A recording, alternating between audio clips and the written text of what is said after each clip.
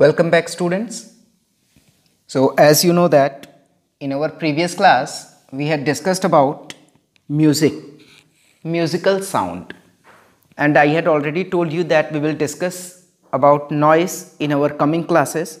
So today we are going to discuss about noise in this class. Understand? Now let's see. I had already told you about noise कि noise होता क्या है बेटा. It is an unpleasant disturbing sound, loud sound produced by irregular vibrations. मैंने तो आप लोगों को पहले ही बताया था कि नॉइस कैसे प्रोड्यूस होती है, because of irregular vibrations. And excessive noise leads to noise pollution. यदि भाई अब यही नॉइस जो है एक लिमिटेड लेवल पे रहे तो ठीक है, चलो कोई बात नहीं, बट यदि ये एक्सेस हो जाती है बेटा तो it causes noise pollution and that is harmful for us in many ways. हम लोगों के लिए कई तरह से हार्मफुल है. Understand? And already I had told you, मैं आप लोगों से बार बार ये बातें बताता रहता हूँ, कहता रहता हूँ कि भाई कोई भी चीज़ है यदि वो एक्सेस हो जाती है तो that will be harmful for us, वो हमारे लिए नुकसानदायक साबित होती है. Next thing, the unit to measure loudness of sound. Sound की लाउडनेस मेजर करने के लिए हम लोग जिस यूनिट का यूज करते हैं बेटा, that is decibel, and we represent it as in short dB. dB, अब हम ये कह सकते हैं कि small d and capital B. Got it? Now after this one thing I am going to show you with help of table regarding sound, that which sounds are how much affecting us. कौन सा sound हम लोगों को कितना affect करता है. Clear? And also some sounds produced by different sources and their levels, so that we can manage ourselves to keep away from the sound that will be harmful for us. Understand?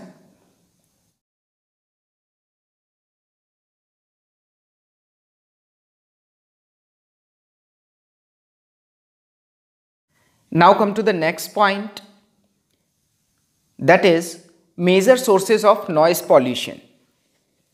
So noise pollution के major sources बेटा, इसमें first thing है road traffic. पहली चीज है road traffic, and it is one of the most widespread and growing environmental problem. And what is the reason behind this? जो main reason है बेटा वो क्या है? Increase in traffic in cities. जो सिटीज हैं वहां पे ट्रैफिक का इंक्रीज होना. ट्रांसपोर्टेशन जो फैसिलिटीज़ हैं, ट्रांसपोर्टेशन फैसिलिटीज़ उनमें इंक्रीमेंट. डे बाय डे हम देखते हैं कि जो व्हीकल्स हैं उनकी संख्या में लगातार जो बढ़ोतरी होती जा रही है. That leads to the road traffic increment. Means वो रोड ट्रैफिक के इंक्रीमेंट में हेल्प करता है. And because of that noise pollution is also increasing. And all of us know that कि जो ये नॉइस पॉल्यूशन हो रहा है, रोड ट्रैफिक जो हो रहा है बेटा, इससे नॉइस पॉल्यूशन के साथ साथ एयर पॉल्यूशन भी होता है. That will be much harmful for अस. हमारी हेल्थ को ये बहुत ज़्यादा बुरी तरह से प्रभावित करता है. Next thing is air and rail traffic. अब भाई देखो, सिंपल सी चीज़ है, जहाँ पे भी जो ऐसे एरियाज़ हैं जो कि एयरपोर्ट या रेलवे स्टेशंस के आसपास हैं, वहाँ पे यदि आप खड़े हो जाएं तो आप खुद को बहुत ज़्यादा स्ट्रेस्ड फील करेंगे. क्यों स्ट्रेस्ड फील करेंगे? Because of the undue sound produced by the air and rail traffic. Next thing is neighbourhood and domestic noise. अब भाई अब आ जाते हैं अपने आस पड़ोस में. जो हमारे आस पड़ोस में बहुत सारे लोग ऐसे होते हैं, बहुत सारे साउंड्स ऐसे होते हैं जो कि हमें डिस्टर्ब करते हैं. For example like barking dogs, car horns, loud music. अब ये सब क्या है? This are undue sounds. Understand? And sometimes आप लोगों ने खुद भी ऑब्जर्व किया होगा कि बहुत से लोग ऐसे हैं जो कि unusually without any necessity they use to blow horns. Got it. Next thing is about industrial noise. Industrial noise कैसे होता है बेटा? जहाँ पे इंडस्ट्रियल एरियाज हैं वहाँ पे क्या होती है, बहुत सारे इक्विपमेंट्स होते हैं, बहुत सारी मशीन्स होती हैं, मशीनरीज होती हैं, दे विल रन कंटिन्यूअसली. और जो हैवी मशीन्स होती हैं बेटा उनके साउंड्स भी हैवी होते हैं. So that also causes noise pollution and mostly they affect to the people who are working with them. जो उन मशीनरीज के साथ वर्क कर रहे हैं वो उनको ही बहुत ज़्यादा प्रभावित करती हैं. Got it. So finally we can conclude that noise pollution is harmful for us. Now we will discuss about harmful effects of noise pollution. हम लोग बात करेंगे noise pollution के कुछ harmful effects की. So it can affect us in many ways. ये हमें कई तरीकों से बेटा प्रभावित कर सकता है. First thing, permanent hearing loss by damage of eardrum due to high noise level. यदि नॉइस लेवल जो है बेटा ये बहुत ही ज़्यादा हाई हो जाता है and we are going to be in contact with that in sudden. यदि सडनली हम किसी हाई लेवल नॉइस से टच में होते हैं, that may cause to the damage of our eardrum. वो हमारे ईयर ड्रम को डैमेज कर सकता है and it leads to permanent hearing loss. और इसकी वजह से हम अपने सुनने की जो क्षमता है इसको हम परमानेंटली लूज कर सकते हैं, खो सकते हैं. Second thing is gradual hearing loss. अब ग्रेजुअल हियरिंग लॉस में क्या होता है भाई? तो ये तभी होता है बेटा जब हम 70 डेसिबल से ज़्यादा के साउंड के टच में होते हैं and if we are in continuous touch with the sound, with the noise having level more than 70 decibel. यदि 70 डेसिबल से ज़्यादा लेवल का साउंड हुआ, नॉइस हुआ, तो हम यदि उसके कांटेक्ट में बहुत ज़्यादा समय से हैं, then we are going to suffer with gradual hearing loss and it can also leads to permanent hearing loss. One more thing we can face, that is high blood pressure and nervous tension because of high level of noise. And also the thing you all have been suffered, I hope, that is headache and sleep deprivation. Headache से हम लोग सफ़र करने लगते हैं, sleep deprivation हो जाती है and because of these two we are going to addicted for taking medicines. हम लोगों को एक आदत सी पड़ जाती है फिर मेडिसिन्स लेने की, क्योंकि वह रेगुलर हेडेक होगा, स्लीप डिप्रिवेशन होगा, तो हम डॉक्टर्स को कंसल्ट करेंगे and doctors are going to suggest some medicines for us. और जब वो मेडिसिन्स देंगे, मेडिसिन्स हम लेते ही बेटा हम रिलैक्स फील करेंगे, तो वो क्या हो जाएगा, वो धीरे धीरे एक आदत सी बन जाती है. बट यदि हम दूसरी तरफ देखें तो जो मेडिसिन्स हम लोग ले रहे हैं वो क्या है, वो हमारे लिए नुकसानदायक है. क्यों नुकसानदायक है भाई? क्योंकि देखिए एक चीज़ होती है कि आप नेचुरली फिट हैं और दूसरी चीज़ है कि आपको मैनुअली फिट किया गया. क्लियर? तो जब मैनुअली फिट किया गया by some medical ways, medical processes, तो उस प्रोसेस से हमारी बॉडी क्या होती है और भी अफेक्टेड होती है, हमारी हेल्थ पे असर पड़ता है. सो अब जैसा कि हम लोगों ने इतने सारे इफेक्ट्स तो पढ़ लिए भाई नॉइस पॉल्यूशन के, then what we have to do? At least we have to learn some steps how to control noise pollution, कि इनको हम कंट्रोल कैसे कर सकते हैं. So first thing we can do for this, we can do for controlling the noise pollution is planning land use to reduce noise. यानी जो land use की प्लानिंग है बेटा, हम उसको ऐसे कर लें कि जो नॉइस है वो रिड्यूस हो जाए. तो कैसे होगी नॉइस रिड्यूस? इसमें क्या है, हम कर सकते हैं making tree lined buffer zones between residential colonies. हम रेजिडेंशियल कॉलोनीज में ट्रीज वगैरह प्लांट कर दें। Understand?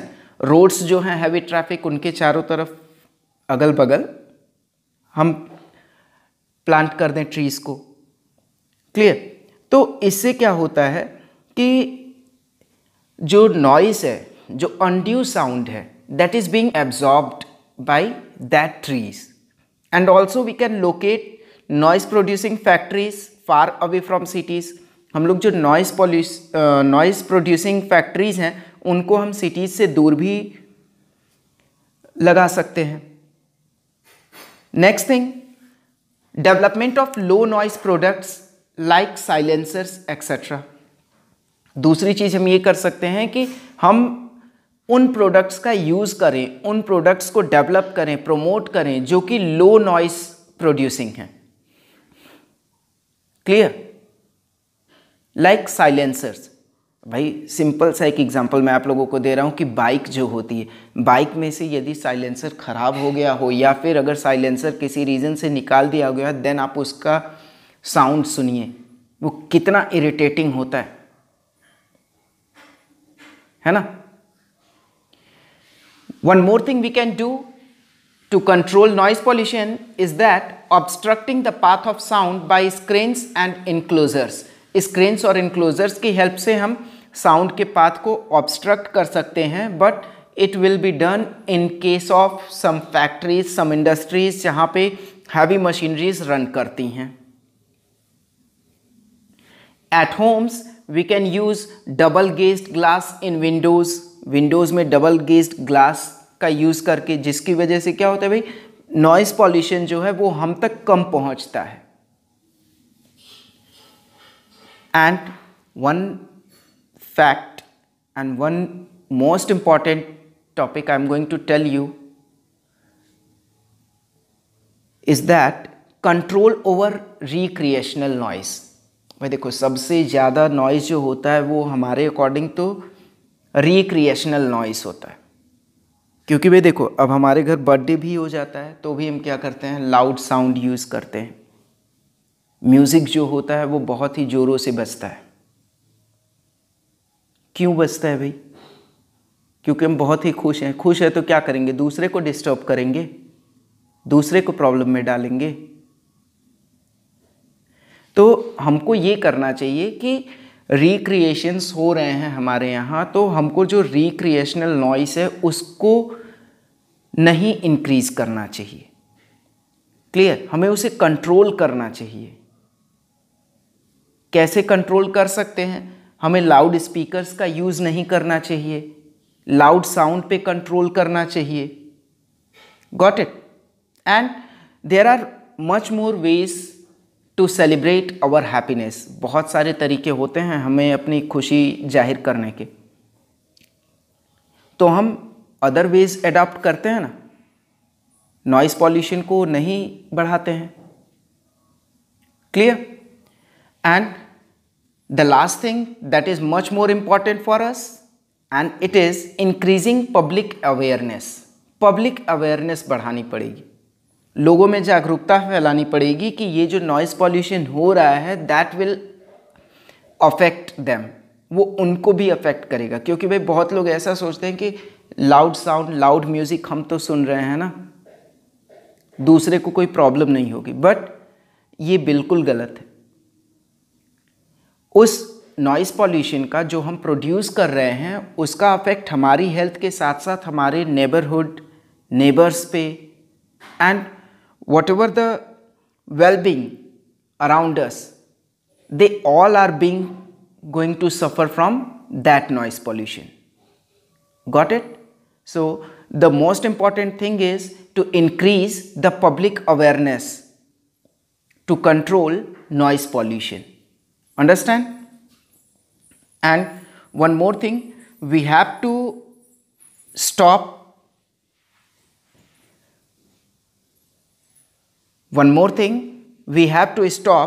at least producing noise pollution in no horn zones. जैसे भाई हॉस्पिटल्स हैं, एजुकेशनल इंस्टीट्यूट्स हैं, ये कुछ ऐसे एरियाज़ हैं जो कि नो हॉर्न जोन्स में आते हैं. So we have to control our self to produce noise pollution in such places. Understand? So this is all from this chapter, and I hope whatever I had taught you, you have understood it in a very well manner. So that's all for this class. We will meet again in our next class with some new topics, with some new lessons. So have a nice time to you all.